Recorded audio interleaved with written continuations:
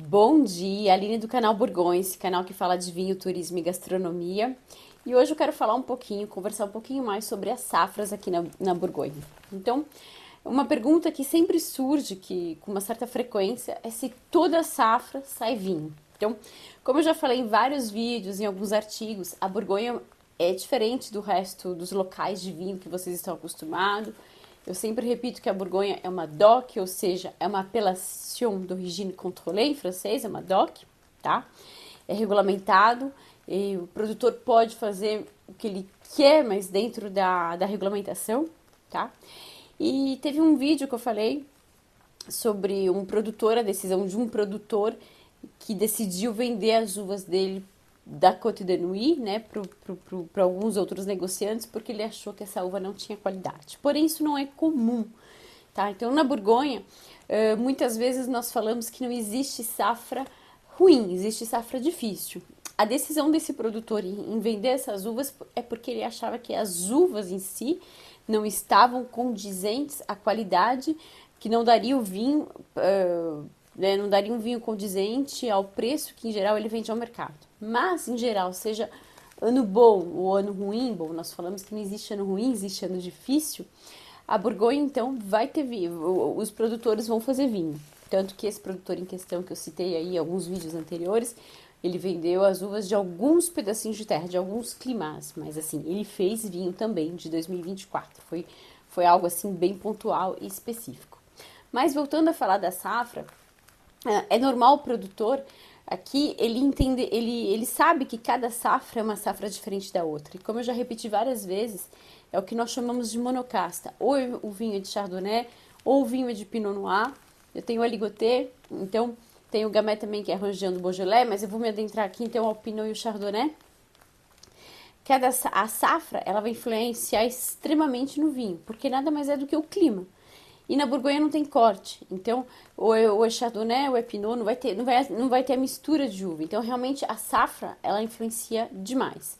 Então, é normal o produtor, ele querer preservar a característica daquela safra. Então, é normal, por exemplo, você degustar, vamos pegar um Vosne Romanée 2019 de um mesmo produtor, você degustar o Vosne Romanée 2017 desse produtor X, do mesmo produtor, e a característica ser completamente diferente, porque é justamente isso, o vinho é o terroir. Então, eu posso gostar de uma a outra, eu posso preferir uma a outra, isso é super normal, porque por ser um tipo de uva só, né, não tem corte, não tem misturas de uva, a uva ela vai resgatar toda a característica do solo e é óbvio que a safra vai ter uma importância extrema, porque a gente vou comparar duas safras opostas, que eu já falei aqui algumas vezes, mesmo no próprio Instagram, 2020 e 2021, o famoso aí ano do Covid. 2020 foi um ano extremamente quente e na própria taça vocês veem a cor, que é uma cor muito mais forte, escura, que muitas vezes você fala, não, mas não é possível que isso é um vinho da Borgonha. Mas então é uma cor muito mais escura, então vão dar vinhos mais intensos, mais concentrados. E 2021 completamente oposto. Não, então, sempre que eu falo é Borgonha, porque o vinho, a safra, é o clima da região. Então é lógico, tem anos que vão se meio que coincidir mundialmente. Aí 2005, pelo que parece, mundialmente foi uma super safra, aqui na Borgonha também. Mas cada local tem o seu clima, cada local vai ter o seu tempo, vamos dizer. Então cada um vai ser um diferente do outro. E 2021, aqui na Borgonha, foi um ano que praticamente não teve verão, não teve sol. Então vocês percebem que são vinhos menos densos, são vinhos que, entre aspas, mas mais diluído, mais frio, mais chuva, que é um ano bem específico do que é um clima normal na Borgonha. Mais frio, não tão quente quanto 2020.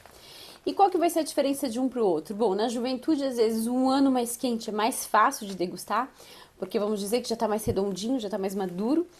Em termos de guarda, em geral, se eu falo mais sol, mais quente, eu tenho mais tanino, né? A casca, em geral, é um pouquinho mais grossa, então eu vou ter mais tanino. No caso do ano mais frio, eu tenho um pouquinho mais de acidez. Então, às vezes, na juventude é um pouquinho mais difícil. Foi o que, para mim, isso, na minha opinião, aconteceu com 2021. Quando começou a sair no mercado 2021, a safra de 2021, era difícil degustar, ainda estava muito fechado, tinha uma acidez um pouquinho mais marcante devido ao clima.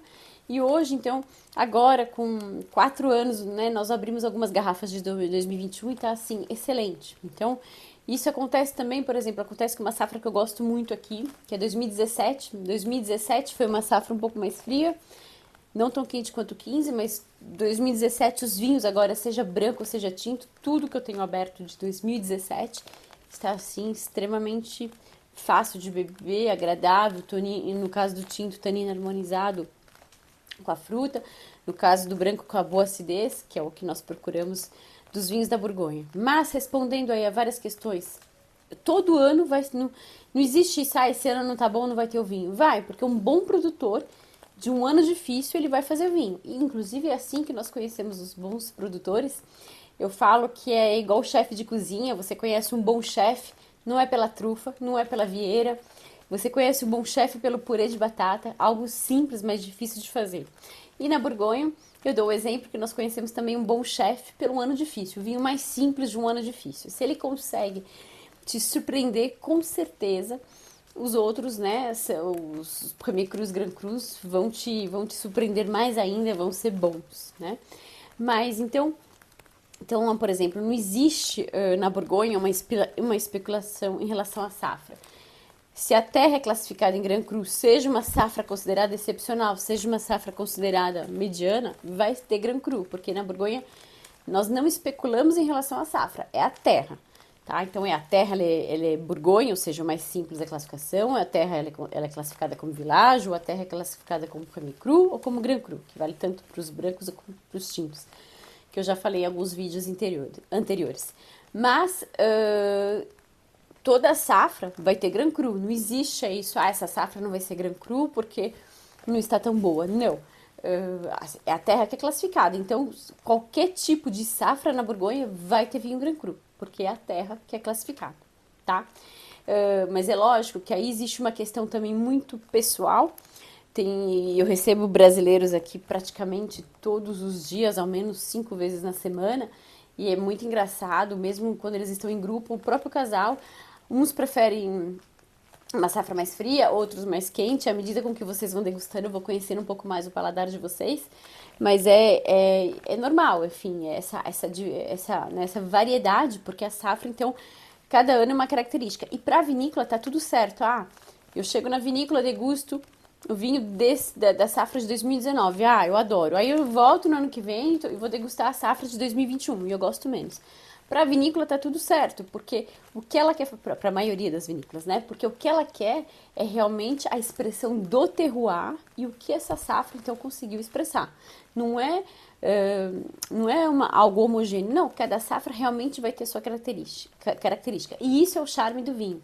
Então eu falo, mais uma vez eu sempre toco nessa tecla. Nós podemos, eu posso direcionar vocês. Se você prefere um vinho um pouco mais estruturado, com mais corpo, bom, a tendência, mas eu falo a tendência, não é uma regra geral, é ir para uma safra mais quente.